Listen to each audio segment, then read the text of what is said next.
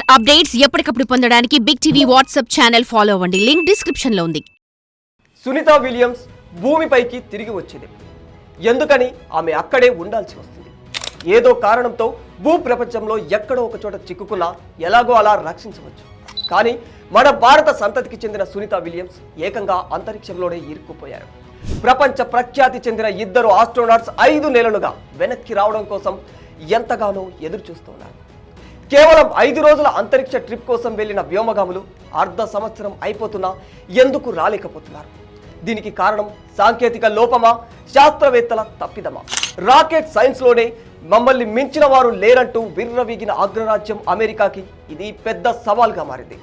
ఇప్పటి వరకు rocket science చరిత్రలోనే ఇది మేజర్ ఎర్రర్ అని చెప్పుకోవచ్చు. సునీత విలియమ్స్, బేరీ విల్మోర్ ఈ ఇద్దరిని ఈ ఏడాది జూన్ 5న ఫ్లోరిడాలోని కేఫ్ కెనర్వెల్ స్పేస్ స్టేషన్ నుంచి బోయింగ్ స్టార్ లైనర్ రాకెట్లో అంతరిక్షంలోకి పంపించింది అమెరికా. ఈ ఇద్దరు వ్యోమగాములు కేవలం 5 రోజుల ట్రిప్ కోసమే అంతరిక్షంలోకి వెళ్లారు. షెడ్యూల్ ప్రకారం స్టార్ లైనర్ టెస్టుతో పాటు నాసాలో కొన్ని కీలకమైన పరిశోధనలు జరిపి జూన్ 14 కల్లా భూమికి చేరుకోవాలి. కానీ అలా జరగలేదు. నిజానికి ఆ ఇద్దరు ఆస్ట్రోనాట్స్తో పాటు మరో 7 నాసాలోనే ఉన్నారు. తిరిగి వారిని రప్పించడంపై రకరకాల కారణాలు చెబుతోంది అమెరికా. ఇప్పటికీ సునీత విలియమ్స్ రిటర్న్ జర్నీపై చాలా వాయిదాలు వేసింది. వచ్చే ఏడాది ఫిబ్రవరిలో ఆ ఇద్దరు ఆస్ట్రోనాట్స్ తిరిగి భూమికి చేరుకుంటారంటూ ఇప్పటికే ఓసారి చెప్పింది. ఇప్పుడు మార్చ్ తర్వాతే వస్తారని మళ్ళీ మాట మార్చింది. దీంతో అమెరికా ఎందుకిలా మాటలు మారుస్తూ వస్తుంది అని ప్రపంచ ఖగోళ సైంటిస్టులంతా ఆందోళన చెందుతున్నారు. మరోవైపు 1969లోనే చంద్రునిపై అడుగు పెట్టామని, రాకెట్ సైన్స్ అనేది అమెరికాకు సైకిల్ సైన్స్ లాంటిదని గొప్పలు చెప్పుకునే అమెరికా సైంటిస్టులు ఈ ఇద్దరు వ్యోమగాముల పరిస్థితిపై మాత్రం నోరు మెదపడం లేదు. గతంలో ఇదే అమెరికన్ స్పేస్ సెంటర్ నుంచి ఆస్ట్రోనాట్స్ కల్పనా చావ్లా ప్రాణాలు గాలిలో కలిసిపోయిన విషయం ఇప్పటికీ మర్చిపోలేని సంఘటనగా మిగిలిపోయింది.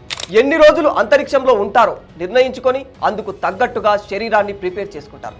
అంతరిక్షంలో గ్రావిటీ తక్కువగా ఉంటుంది. అలాంటి వాతావరణంలో 6 నెలల కంటే ఎక్కువ కాలం ఉంటే అక్కడ ఉండే రాపిడి వల్ల శరీరంలో ఎముకలు బటర్లా కరిగిపోయి కట్టె పుల్లల్లా విరిగిపోతాయి. జూన్లో వెళ్లిన సునీత విలియమ్స్ డిసెంబర్లో తిరిగి వచ్చి ఉండుంటే ఆమె ఎముకల్లో బరువు 10% మాత్రమే తగ్గేది. ఇప్పుడు మార్చ్ ఏప్రిల్లో భూమికి వస్తే ఆమె ఎముకల్లో బరువు 15 నుంచి 20% దాకా తగ్గిపోయే ప్రమాదం ఉంటుంది. అయితే ఇప్పటికీ 2 సార్లు స్పేస్ ఎక్స్పెడిషన్స్ లో పాల్గొన్న సునీత విలియమ్స్ మూడోసారి మాత్రం చేదు అనుభవాన్ని ఎదుర్కొంటుంది. గతంలో అత్యధికంగా 32 రోజులు ఆమె అంతరిక్షంలోనే గడిపింది.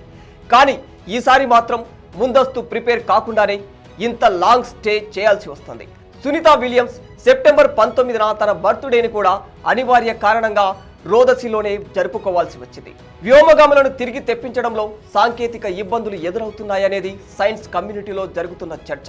ఇందుకోసమే వ్యాపార దిగ్గజం ఎలాన్ మస్క్ నిర్వహిస్తున్న స్పేస్ ఎక్స్ పై ఇప్పుడు నాసా ఆధారపడుతుంది. ఈ కంపెనీకి చెందిన crew dragon space craft ready అవుతుంది.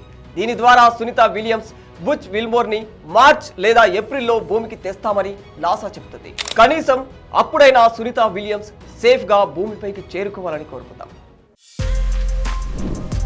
For more videos like this, subscribe Big TV channel.